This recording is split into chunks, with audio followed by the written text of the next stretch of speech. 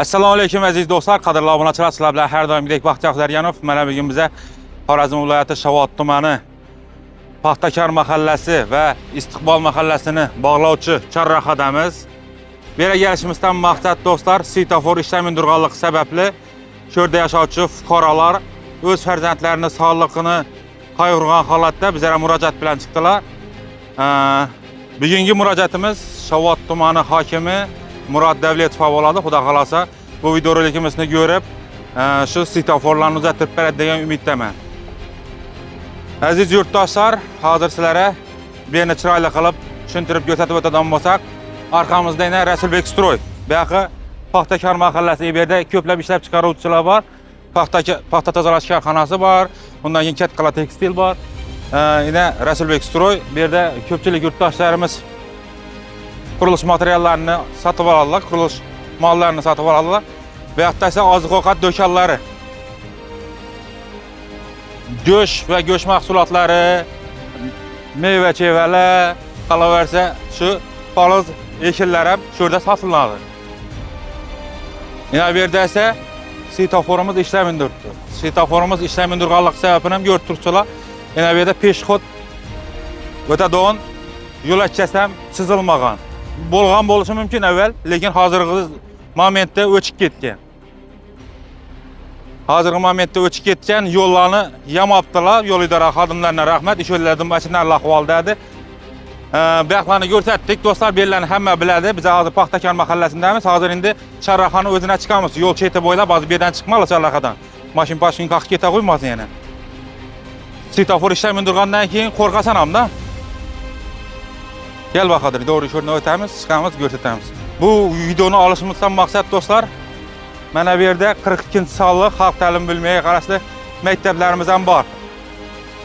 Maktablarimiz ham bor. Endi shu yerda maktab bolalar shu svetoforimizdan ko'p o'tadi-da. Svetoforni ko'rib tursizlar, ishlamin turibdi hozirgi kunda. Shu yerda fuqarolarni so'rab surishtirgan vaqtimizda bu yerda bir necha gün bo'ldi svetoforlarimiz ishlamin turibdi deb aytib o'tdilar. Undan tashqari bu svetofor ishlamin tursa, ko'plab avtohalokatlar kelishi mumkin. Chem avtohalokat bo'lgandan fuqarolar, haydovchilar jabr ko'rgandan do'stlar, bu svetoforni uzatib qo'yishni joiz topdim. Undan tashqari do'stlar, bemalol ko'rishingiz mumkin. Bu piyodalar o'tish yo'lkasini ham chiroyli qilib uzatib bersalar yaxshi bo'lar edi. Chunki maktablar yaqin, bog'chalar yaqin, yana bu yerda bog'chamiz bor. Maktabgacha ta'lim.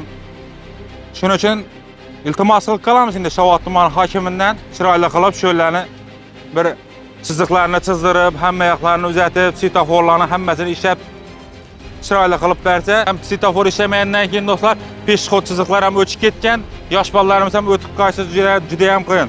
Birovni yosh bolasini yoki sizdan yoki meni farzandim shu yerdan o'tadi, boshqa bo'ladi. Avtohalokatga uchrasa yo bo'lmasa shu yerda birov farzandlarimizni urib bersa, uni davolatish uchun do'stlar yillar mobaynida ko'plab mablag'larimiz ketishi mumkin degan fikrga keldim do'stlar. Bu kamchiliklarni men aytmasam, ko'z yumsam, ertaga siz aytmasangiz do'stlar, bu albatta ya avtoavariyalar sodir bo'lishina sabab bo'ladi, yo bo'lmasa shu yerda yosh bolalarimizni avtomobil urib ketishina sabab bo'ladi deb umiddaman. Bugungi videoroliklarimizni ko'rib, kuzatib, botirgan obunachilarimizdan bir narsani iltimos qilaman. YouTube'da Baxtiyor Xudoyorganov desangizlar, YouTube kanallarimiz chiqadi. Abone bo'lib, like tugmachalarini bosib, kommentda o'z shaxsiy fikrlaringizni yozib qoldiringlar. Undan tashqari Instagram kanallarimiz, TikTok kanallarimiz bor. Baxtiyor Xudoyorganov desangizlar chiqadi. Instagramimizga qo'ydik yaqinda. Bu org'isi, ya'ni Paxtakor mahallasidan chiqqandan keyin ko'zga tashlanadigan svetoforimiz ishlamin turganini Instagram kanalimizdan chiqarib edik. Uzatib ketdilar, bir kundan keyin qayta hammasi buzilib qoldi. Shuna bir iltimos qilib, bugungi videorolikimizni do'stlar Shovot tumani hokimiga yetib borish uchun kanalimizga obuna bo'lib, like'larni bosib, kommentda o'z shaxsiy fikrlaringizni yozib qoldiringlar. Ko'rganda ko'rishguncha, bugungi videoroliklarimiz shulardan iborat edi. Sog' bo'linglar, boy bo'linglar. Boy bo'lsangizlar do'stlar, murojaat bilan ham chiqib o'tirmasak, o'zlarimiz eng ahırgi eng zamonaviy svetoforlarni aytib kelib o'rnatib ham yetardik do'stlar. Görgende görüşkünçe sağ salamat bo'linglar.